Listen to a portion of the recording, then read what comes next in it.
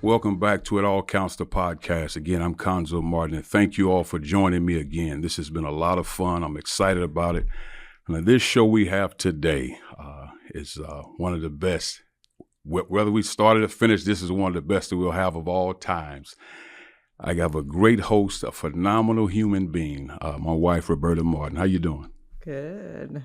Are you happy to be here? Yeah. I'm glad you're here.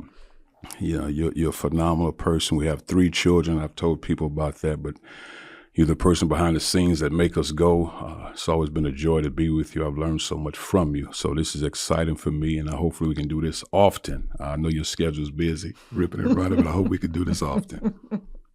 I'm happy to be here. Well, Roberta, I often get asked questions all the time from coaches at all levels, high school, college, professional coaches, just different talks, and even coaching people outside of coaching. But they always ask the question, how do you do in marriage? How you balance the marriage piece? What goes on behind the scenes, especially when you're coaching and having a family often gone? What's your perspective of that? Whoa, that's a loaded. I guess, yes. Let me. Well, that's a loaded question. Let me go back.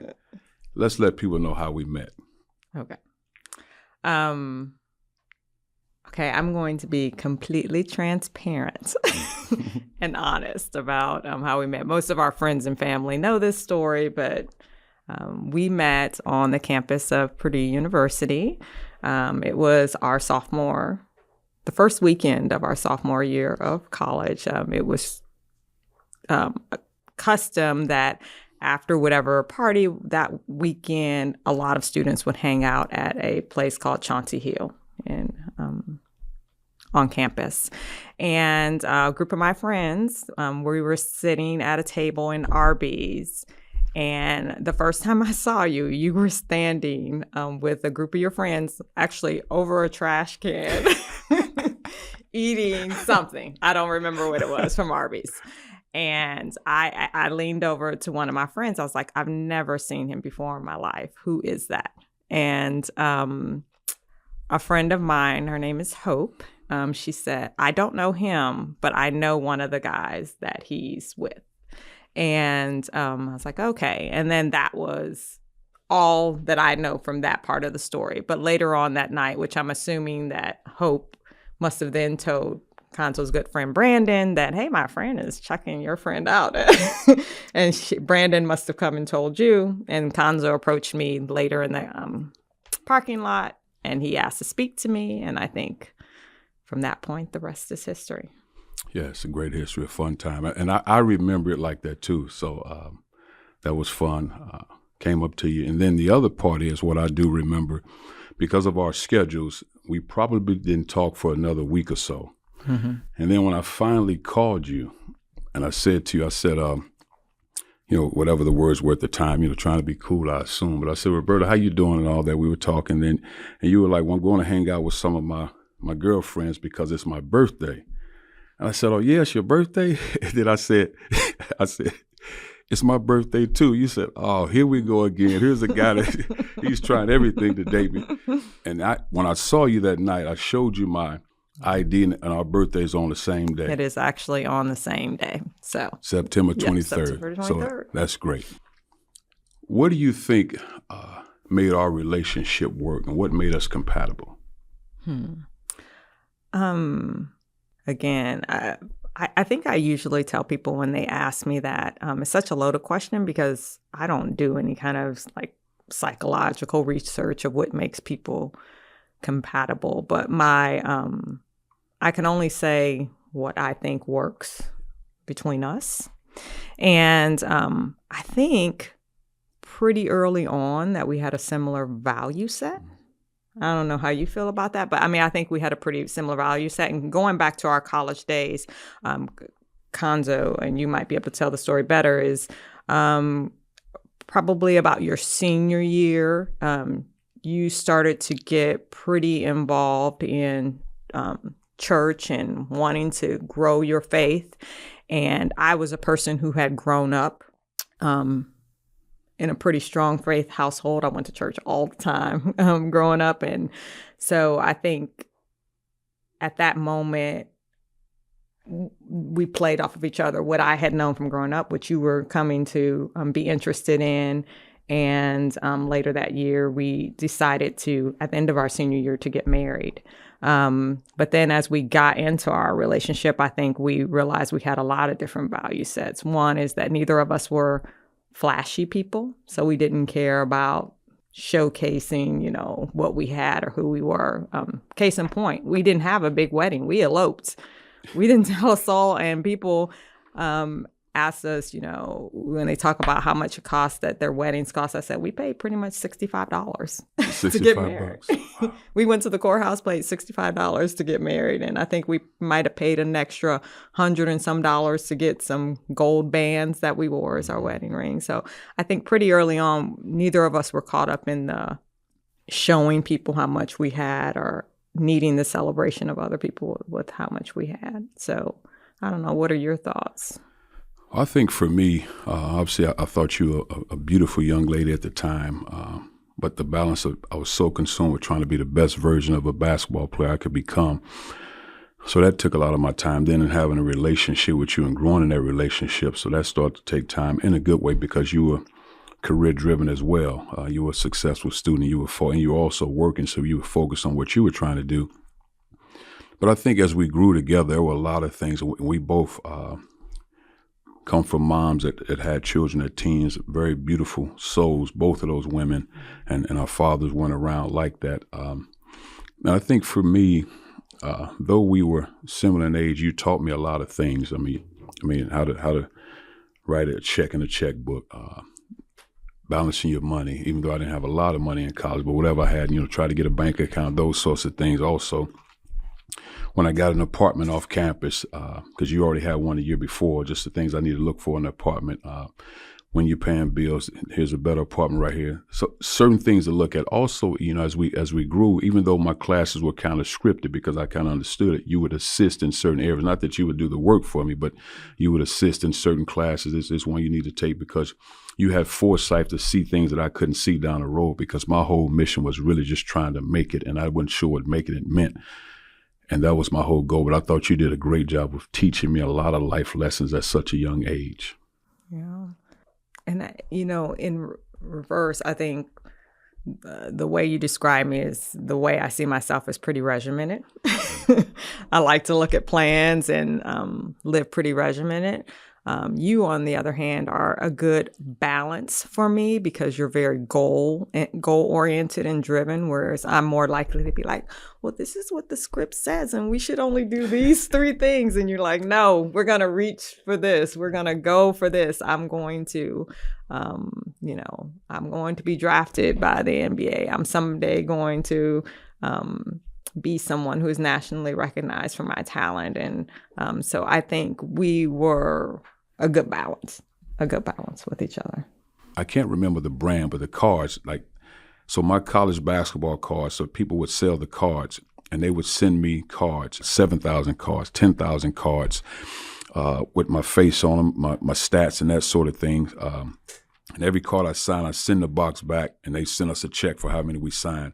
And that's how we were able to get our furniture, our bedroom set, everything in the house because I was signing those cards. And eventually, obviously, Roberta started getting checks from working because, again, I was not with the team at that time. And the CBA season, which, again, is the equivalent of the developmental league, the G League, didn't start until November, really. So that kept us afloat, and here we are. It's a true story. I think even on our honeymoon, because we got married the June after after I graduated, and on our honeymoon, I think he might have had a box of 500 cards, and 5, I would hand him the card, and he would sign it. Yes. I hand him another one, he'd sign it. We would spend hours in the evening doing that just so we could have money. So humble beginnings. That was beautiful. And speaking of humble beginnings, like you talked about, we weren't flashy. Because a lot of times people have perceptions of what they think you might have or should have. But you drove a Honda Civic, and I drove a Chrysler Sebring at the time. Not very expensive cars, but I assume very reliable cars. Why didn't we go out and try to impress people to say, let's go get a Mercedes-Benz or that sort of thing? Why didn't we do that, especially when you come from humble beginnings? What made us go this route as opposed to doing what most cases people in our areas normally do? Yeah, it's interesting. I just think it was just who we were. We just weren't flashy people. We didn't care if people thought or wanted to measure our level of success by the things that we wore or the cars that we drove. At that point, I was just more concerned of is just I never wanted to be poor. Yeah. And so debt for me equaled being poor. So I never wanted to be in debt. So I just encouraged us to only purchase the things that we could afford and nothing more. I like that. I want to talk about something that's obviously dear to both of our hearts, and because I'm just kind of trying to do a timeline. But playing professional basketball when I was in Avellino, Italy, and you and Josh just came over. Josh is 4 months old, and you and Josh just came over. Can you give me from the time when I got the diagnosis up until start getting treatment? How did that look in your lens? And you can explain what it is. Okay. So what you're speaking about is your cancer diagnosis. The first real memory I have is that you were already playing in Italy. I'd had our son Josh, and I was delayed coming over because Josh needed to get his first round of shots. And I remember when I stepped off the plane in Rome and you picked me up, the first thing I thought is, man, you've lost a lot of weight. And you said, oh, they have us practicing multiple times a day. You know, that's probably what it is. Fast forwarding through the story, they ended up sending us back to the U.S. because I think at that time the team did realize that you had cancer through their diagnostic process, but through translation and maybe just wanting us to get some validation in the U.S., they sent us back. They said, hey, when you get home, the first thing you do is go to a hospital. So fast forwarding through that, we returned back to the U.S. in November, I believe. We returned back to the U.S. in November and did end up going to the hospital that night. And the doctor saying that he doesn't know if you're going to die, but he knows it's very serious. So just a devastating point because I'm sitting with this infant child and we're a pretty young couple. And up until that point, Cuonzo's 26 years old. He's been an athlete the whole time I've met him. So to me, he's kind of invincible. And now you're telling me that my husband has a life-threatening thing. My new husband. I mean, we'd been married about 2 years by that point. So it was devastating in that moment. But I remember during one of my transitions back and forth between the hospitals to see you, I remember listening to a Kirk Franklin song. And I don't even know the exact title of the song, but it's one where he talks about that he'll never put more on you than you can bear. And me just believing it in that moment that God wouldn't have put us in that situation if he didn't think we could handle it. So I didn't really know why we were there, but I knew there had to be some purpose to us living through that situation with you having cancer. So it was difficult.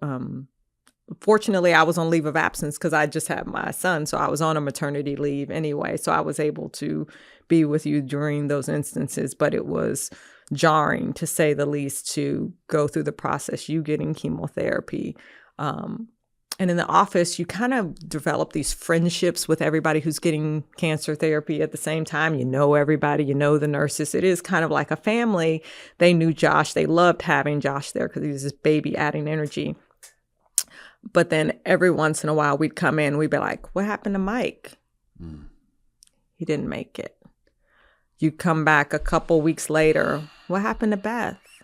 unfortunately, she passed. So, and there was another, I don't know if you remember this, Zoe, but there was another young person who was going through cancer too, because then I started to think, well, they're older, Cuonzo's young, he's going to make this. But there was another young lady who was going through cancer. She was young and she was going through breast cancer, I believe. And when she passed away while you were doing your treatment, that was pretty jarring too, just letting me know that cancer really had no respect of age. But fortunately, you went into remission. It's pretty scary the years following that, because every cold, every sniffle, everything, I thought, is it coming back? We even spaced our children out, just not knowing if you would have another bout. So there's about 5 years between Josh and Chase, just waiting to see, making sure we wouldn't have to go through that again. But here you are. 26 years later, still standing. They say storms come to wake you up, shake you up, and break you up.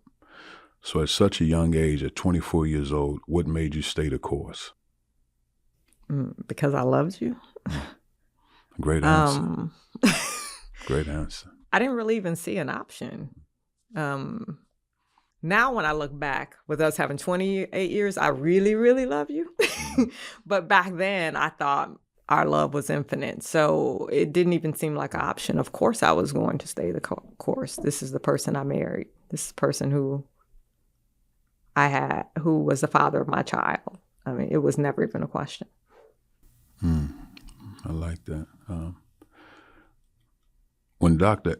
Andy Greenspan, when he sat us down, not to be graphic for any youth that are listening, when Dr. Andy Greenspan, the oncology doctor, sat us down and said, when we do this chemotherapy, before we do it, do you want us to preserve sperm for you guys, just in case the chemotherapy eats up certain areas? What was going through your mind at that time?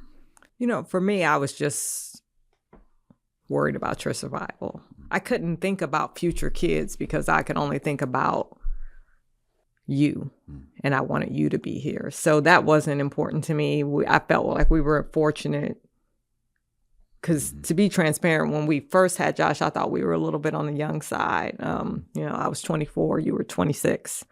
But then I thought, well, God just makes things happen for a reason, because he knew we were going to have to go through this cancer battle. So we had Josh before, and I was fine. I was like, we have a son. It didn't bother me. Let's just get you healthy. That's great. So now my last treatment checkup, April the 20th, 1998. And I ended up staying in the States, and I played in the CBA that year. Then the next year came around, and I wanted to go back to Italy. I think we even signed a contract, but Coach Katie, my college coach, called about an opportunity to be on his staff, but it would be the following year. So 98, 99, I had to finish school. And I guess I would start Purdue 2000. So somewhere around there, 99, 2000. Yes. Yeah. So I had to finish up school, because when I was in college, I never went to summer school. So I had to finish up school. But in that process, again, people oftentimes have perceptions, or they assume certain things. We didn't have any money. Yeah. So, because when you were going through your cancer treatment, I was on leave, and I ended up taking an extended leave, so beyond what my company would pay me for. So we ate up quite a bit of our savings as you were stepping through cancer. Fortunately, we still had healthcare insurance through my company, but we ate up quite a bit of savings. And so when Coach Katie came back later and said, hey, do you want to be a coach, but you need to go back and finish your degree, that would be another year that, although I was back to work by that point, that would be another year that we were surviving on one income. But I thought it was okay, because at that point I was like, I knew the end mark we were getting to. I knew that it would only take you a year to finish your degree. So I felt like if we had to go into a little debt for the short period of time, I knew we would, as soon as you started working, pay that off and get back on track on being the savers that we like to be. So now, did we go into any debt? Yes. Okay.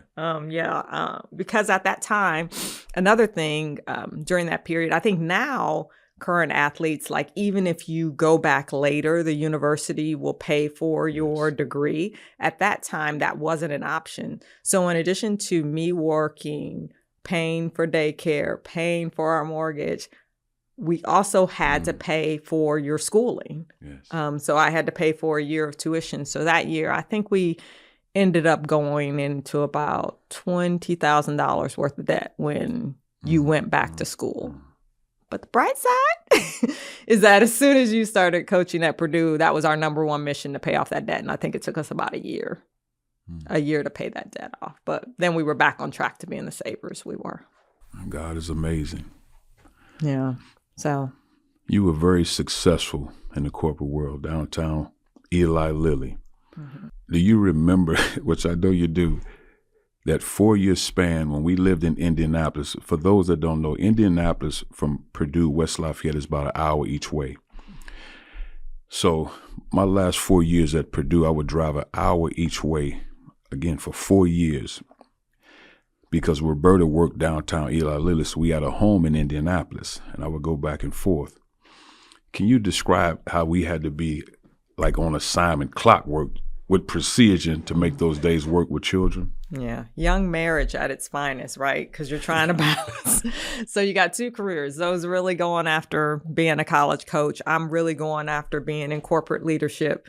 So we both had really high demand jobs. So Cuonzo could be in the office from 8:30 to midnight, 2 a.m. if it was a game day. I was definitely at least 12 hours a day at my job, but we had to work it in precision. Like Cuonzo would do drop off. I think our daycare opened at 6 a.m. in the morning. Our kids were the first kids at daycare in the morning. And then I would go in extra early. I'd go to work at like 5 something in the morning. And then I would pick our kids up before the daycare closed at 6 in the evening. So our kids were the last kids to get picked up. But it was precision. Me trying to, you driving that hour back and forth every day, me trying to be there and be the supportive wife for everything else, recruiting visits, games, team events. It was a grind. It was a grind. You didn't skip a beat either. I mean, and I think you took pride in making sure we made everything. We didn't take off weekends. If teams had function, you would be a part of that. You did a great job with that. Yeah, thank you. Thank you. I just wanted to be supportive of you. I knew that was a goal, and yeah, I just wanted to be supportive. So okay, 2008, March, between March and April, I was blessed to become the next head coach at Missouri State University. So that meant we had to make some decisions as a family, because again, you're in the corporate world chasing your dreams, and I'm trying to chase being a head coach. What went through your mind in making the decision you made? Yeah. So that's an interesting point in time, because my career was, for you getting a head coaching job, we knew that was a strong possibility because you'd been with Purdue for 8 years. You had such strong name recognition. You had a good brand. We knew that was a possibility, but my career was also clicking. My company actually probably kept an eye on your career because they knew that you could possibly get a head coaching position. So I knew that it was possible for me to get my next big promotion, and my next big promotion was likely an expat position. So I would have been called to work at our company abroad, probably in Europe or some other country outside of the United States. And I just kind of decided in my mind, I knew we were both on the cusp of something big happening. And I just said, well, whoever gets it first, that's what we'll do. If he gets the head coaching job, that's the path we're going. If I get the expat position, you're going to be a house husband. But we're going to do it. And anyway, your head coaching job came first. And it seemed like a good idea until it actually came, because then I had to go into, and I never forget today, walking into my boss's office, Diana Eflin, love her. She was such a strong supporter of my career, walking into her office to tell her that you had taken a head coaching position and that I would be stepping away. I think I cried all the way to the office and cried all the way home because I'd worked so hard to get to that point in my career. But But here's the bright side is that when I first got, I was like, I gave up my career. I'd worked so hard. And then probably a couple of months into you being a head coach and me having an opportunity to sit at home and take care of our children, I was like, what was I crying about? This is great. The stress had been relieved, and it actually was, God knew, one of the best things that happened to us. Well, thank you.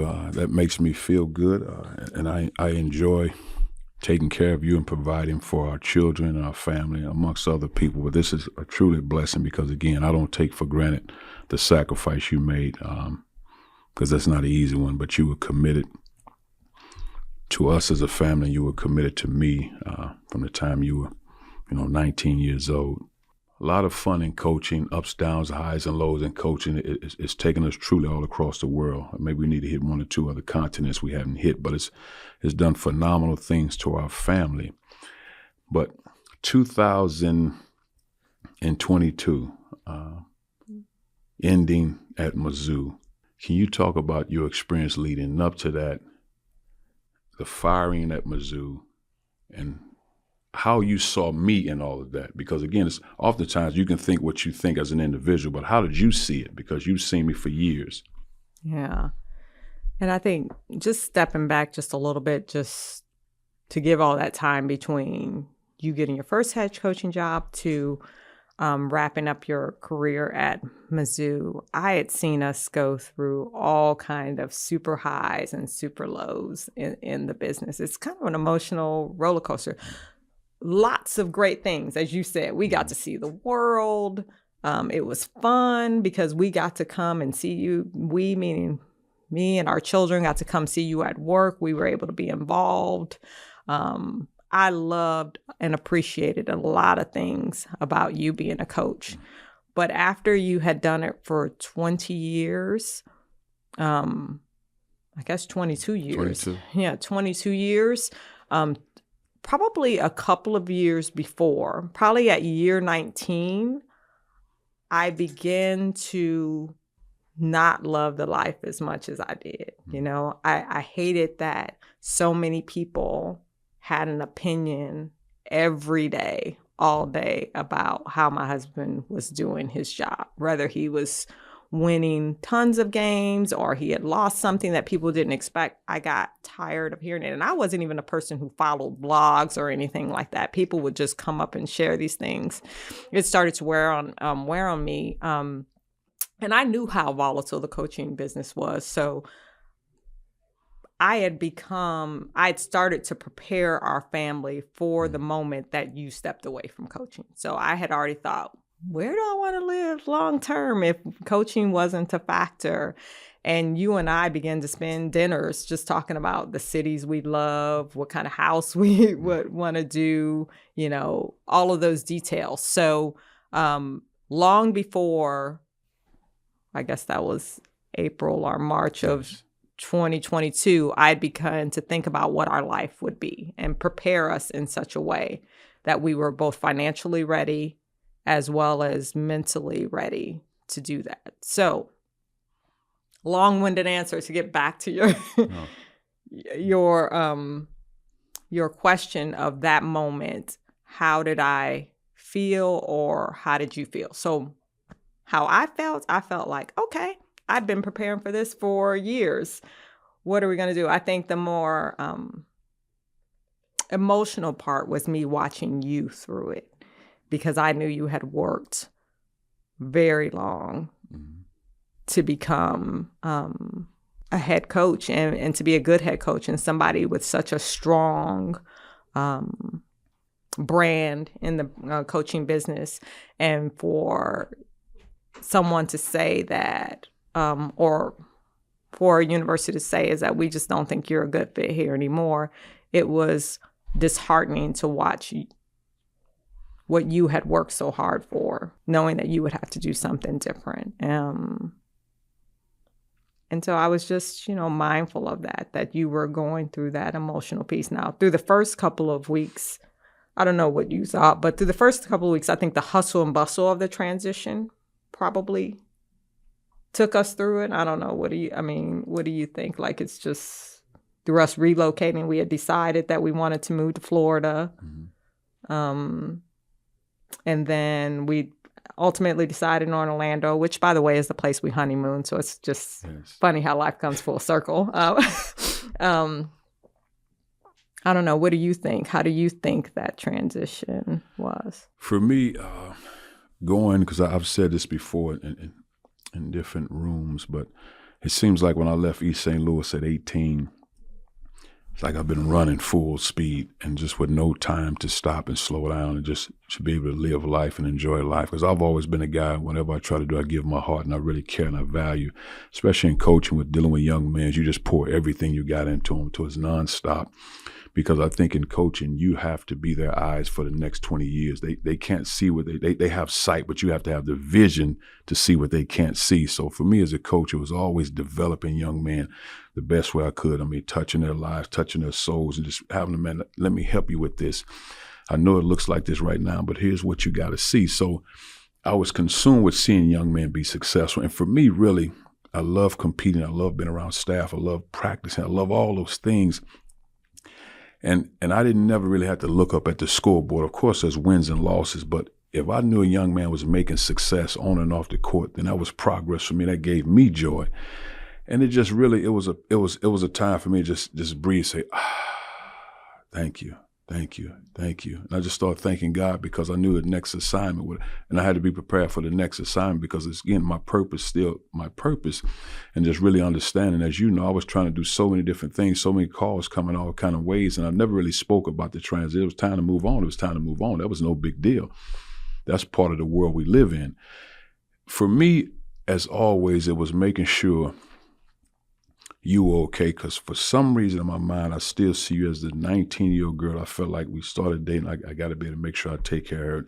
Then, of course, that means taking care of our kids, and that is my life. And that was it. But just to have the peace to say, okay, let me step back. Because I think in coaching, you never really have time to step back and reflect. You don't have several months to say, let me just think and let me go evaluate. Let me go over here and study. You never have that time. So to be able to have that time, for me, it was really peaceful. I mean, I think as a competitor, for me, there was no embarrassment because I am who I am, and I know who I am. So that doesn't bother me at all, because I'm as strong and I'm as tough as any other warrior in America, and I'm as humble as they can be because I know there's a God. So that never bothered me. But I do want to thank you for staying the course, and even though you're a beautiful spirit, you're also strong. You're a strong woman, and obviously your mom did a great job, and also your brothers, Aiden and Nat, you've really helped me grow. And I think 31 years married, 28 years, a phenomenal friendship. I mean, when they say iron sharpens iron, well, I guess we both butter knives. I mean, butter knives sharpen butter knives. It's so much fun to be together. And I just really thank God. I really thank you for being here on the show. And we'll do plenty of these shows. We have plenty more to go. And I know the audience is going to love to have you. And they might want you sitting in this seat and make me stay at home. But again, I thank you. I really appreciate you. And to our It All Count podcast family, this has been a great show for me. Make sure you like, share, and subscribe. And we need you to be on the team because this is a fun ride. And again, I have my right hand with me on this show today. And some say my wife, I say my life. Thank you and have a great evening.